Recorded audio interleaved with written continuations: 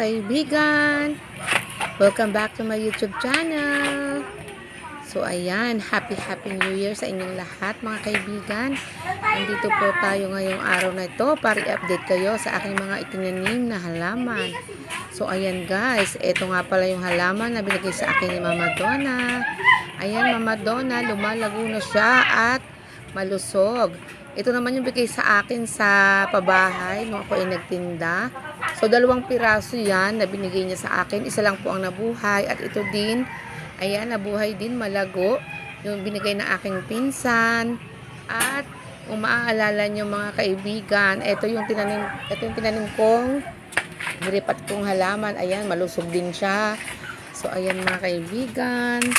At, ito naman yung ating itinanim na yung sa gilid niya ay yung tinanim kong mulberry. Ayan mga kaibigan.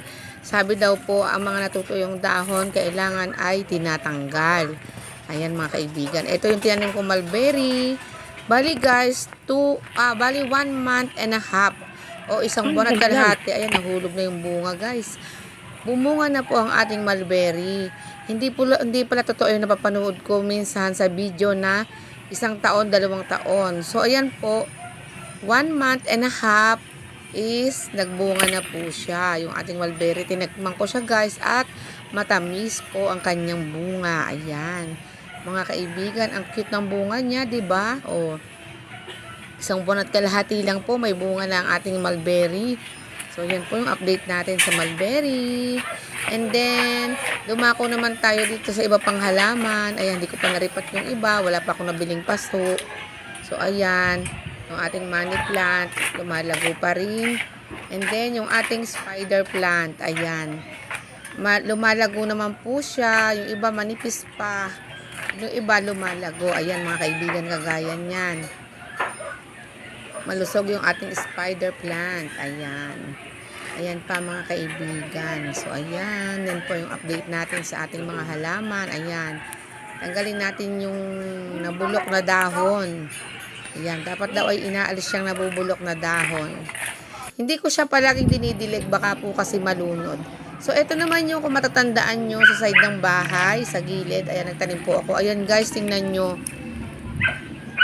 Natumba na yung isang snake plant. Ayan, tsaka yung isang halaman natin, nagpilas-pilas na. Kagaya na sinabi ko sa inyo mga kaibigan, mahirap maghalaman dito sa tabing kalsada kasi maraming bata. So, kung hindi maapakan, ay binubunot nila yung ating mga halaman. So, ayan, sayang ang pagtanim ni Ate Roxy, natumba lang at nabibigtal o pinipitas nila yung mga suloy. Ayan mga kaibigan, ito okay naman yung ating sisip plant. Hindi naman nila pinakialaman. So, ayan mga kaibigan, ayan, maganda naman yung dahon. Dito lang ako nalungkot sa susunod na halaman. Malamang, tinapakan ito ng mga bata yung nasa baba. Tingnan nyo mga kaibigan. Ayan. Ayan, isa.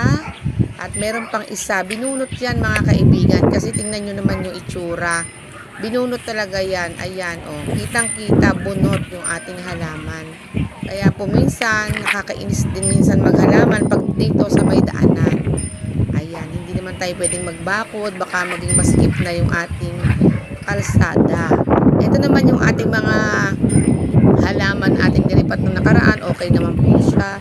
Nabuhay naman po siya. Ayan, maganda naman po. So, that's all po ngayong araw na ito. Maraming salamat po sa inyong panonood. Happy New Year ulit. Thank you for watching. Goodbye everyone.